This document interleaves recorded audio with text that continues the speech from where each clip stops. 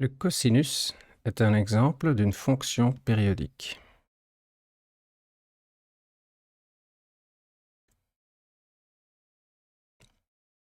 Les fonctions périodiques sont très utiles. On va donner quelques exemples de fonctions périodiques. Imaginons que nous nous trouvons à la plage et qu'on mesure la hauteur de la mer à un certain endroit en fonction du temps. Alors la hauteur à un temps donné sera quelque chose, et puis comme il y a les vagues qui entrent et qui ressortent, la hauteur de la mer sera une fonction comme ça qui est périodique. Deuxième exemple, si on a la marée et on calcule la distance aux digues, par exemple, comme fonction du temps de la mer, de nouveau, on trouve qu'avec la marée, c'est une fonction périodique. Et évidemment, vous pouvez trouver plein d'autres exemples de fonctions périodiques. Maintenant, c'est quoi une fonction périodique? C'est une fonction non pas comme typique des nombres réels ou nombres réels, bien qu'on peut le définir comme ça, mais plutôt, on va la définir comme une fonction du cercle vers les nombres réels. Alors, pourquoi le cosinus est une telle fonction? Le cosinus, on peut le définir comme la fonction suivante de angle.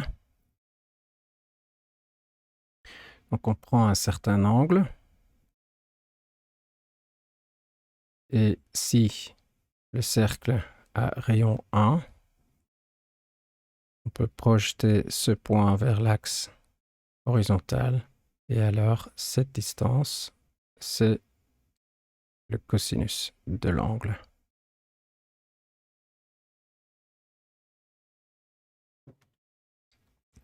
Alors typiquement, on prend la définition que c'est le côté adjacent divisé par l'hypoténuse du triangle que vous voyez avec ces trois sommets. Alors, c'est pareil que la définition que j'ai donnée parce que l'hypoténuse a taille 1 et donc c'est juste la longueur du côté adjacent à l'angle. Très bien. Alors pourquoi c'est une fonction sur le cercle? Revisons les angles brièvement. Donc si on a un cercle, ce système de coordonnées, on va mesurer les angles par rapport à l'axe positif horizontal. Alors, l'angle 0, il est ici. L'angle pi sur 4 est là, parce qu'on mesure les angles en radians. Alors, si on prend l'axe vertical positif, l'angle est pi sur 2. Puis ici, on a pi. Puis ici, on a 3 pi sur 2.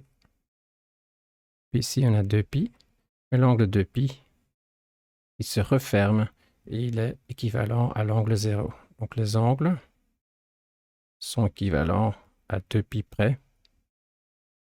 Et donc, une fonction d'un angle est une fonction d'une variable périodique, c'est-à-dire une fonction du cercle, par exemple, dans les nombres réels.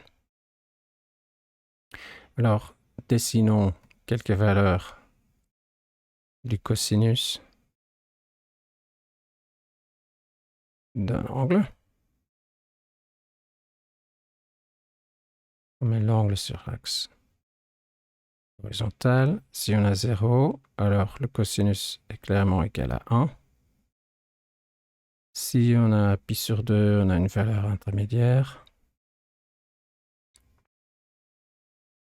Par exemple ici. À pi, par exemple, à pi sur 4, on a une valeur intermédiaire. À pi sur 2, le cosinus devient 0.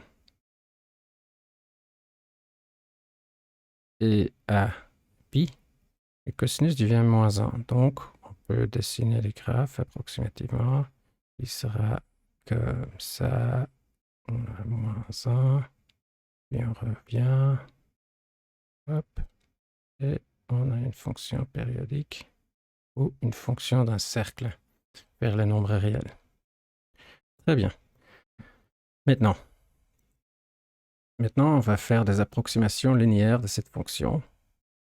Et en fait, à 0, l'approximation linéaire sera horizontale. Et c'est comme si on avait une fonction linéaire avec coefficient pour x égale à 0. Donc la dérivée à 0 est 0. Contre la dérivée à pi sur 2 sera 1. Et la dérivée à pi sera de nouveau, sera 1. Et à pi, la dérivée sera 0. Et à 3pi sur 2, la dérivée sera 1. Ici, moins 1. Donc, quelle est la dérivée du cosinus? On va le dessiner. Donc, hop, on dessine la dérivée.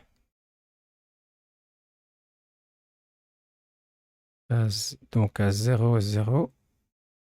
À pi sur 2, on a moins 1. À pi, on a de nouveau 0. Et à 3pi sur 2, on aura 1. Donc, la fonction est une courbe comme ça.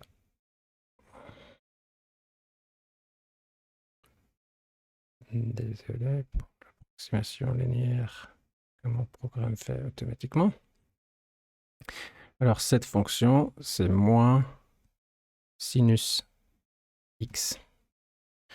Donc, le cosinus accompagne bien une autre fonction qui s'appelle le sinus. Et le sinus, il est dessiné ici. Enfin, plus précisément, moins le sinus. Alors, on peut aussi dessiner le sinus sur le cercle.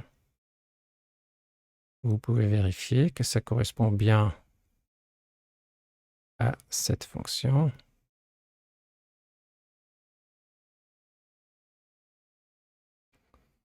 Cercle.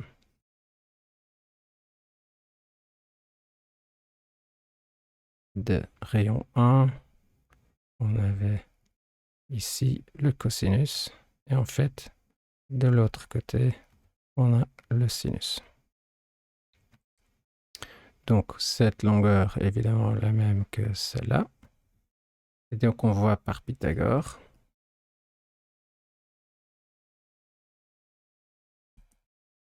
que cosinus carré d'un angle donné plus le sinus carré de cet angle est égal à 1. Alors, qu'est-ce qu'on peut faire donc avec ces fonctions périodiques?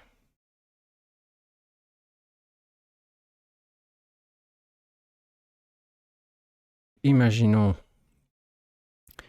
donc on vient de voir la fonction f de x, où x est un angle, qui est égal à cosinus de x. Très bien. Maintenant, on est un peu plus flexible que ça. Par exemple, quand les vagues sont plus fréquents, au lieu d'être moins fréquents, alors il suffit de regarder la fonction f de x, ou f de t si vous voulez, qui est égal à cosinus de a de t. Le plus grand a est, le plus que les vagues sont fréquentes. Alors, maintenant, peut-être il y a le vent qui se lève. Et au lieu d'avoir de petites vagues, on a des grandes vagues.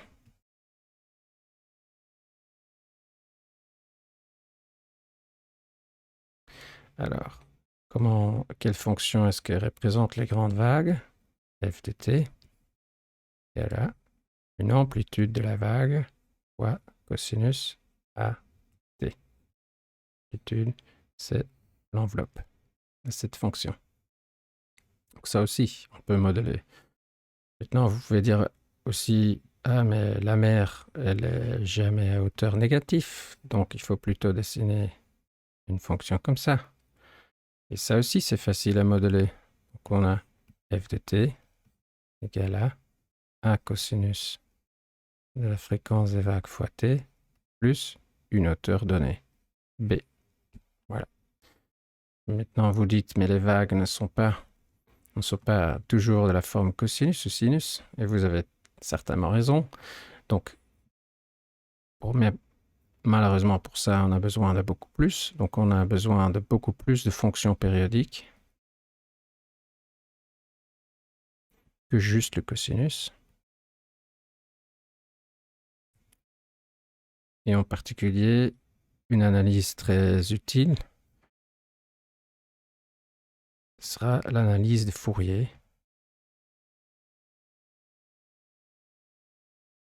Qui a comme base une compréhension de sinus et de cosinus, comme discuté ici.